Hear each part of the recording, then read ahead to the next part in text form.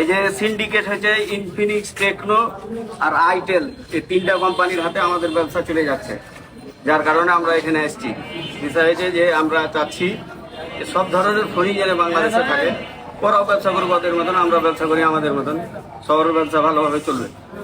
ওরা ব্যবসা করলে আমাদের ব্যবসা সিন্ডিকেট হয়ে যাবে, সিন্ডিকেট করতে দেবো না, এই জন্য আমরা এখানে এসেছি। সিন্ডিকেট মুক্ত ব্যবসা চাই, সিন্ডিকেট মুক্ত ব্যবসা চাই। এবারে আপনাদের সামনে মহামূল্যবান বক্তব্য নিয়ে আসছেন শাহিন ভাই, আরএস মার্কেট থেকে শাহিন ভাই।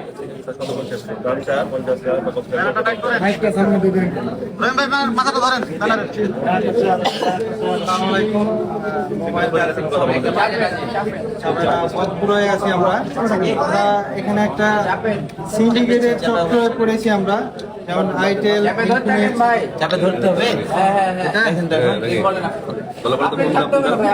আপনি কথা বলেন।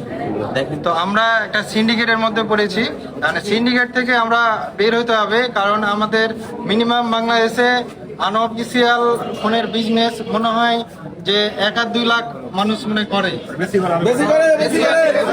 কম নাই।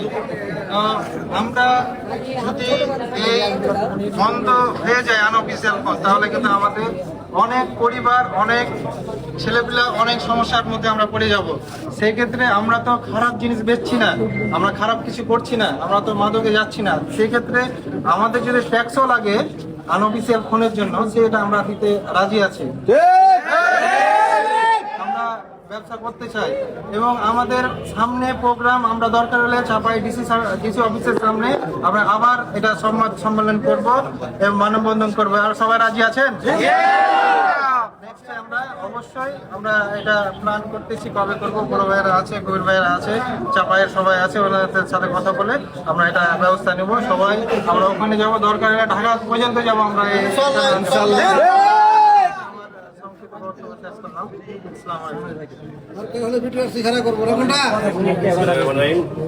আমরা যে উদ্দেশ্যে আসছি, হ্যাঁ, আমাদের যে বিজনেসটা, আমাদের যেটা আনঅফিসিয়াল ফোনের বিজনেস আমাদের সবারই, আমরা যেভাবে একটা টাকাতে বা এই যে একদিনের মাত্রাতে আমরা এতগুলো সব লোক একসাথে জড়ো হয়েছি, এটা আমাদের খুব ভালো লাগলো। এটা পরিবর্তে যদি আমরা কোনো ডাকে বা কোনো আমাদের বিজনেসের ক্ষেত্রে সবাইকে ডাকা হয়, এভাবেই এনে সবাইকে দেখতে পাওয়া যায়।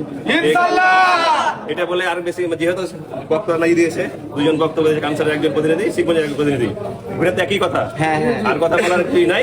তো আজকের মতন এখানেই শেষ হলো। হ্যাঁ, যদি সামনে কোনো প্রয়োজন পড়ে সবাইকে ডাকার।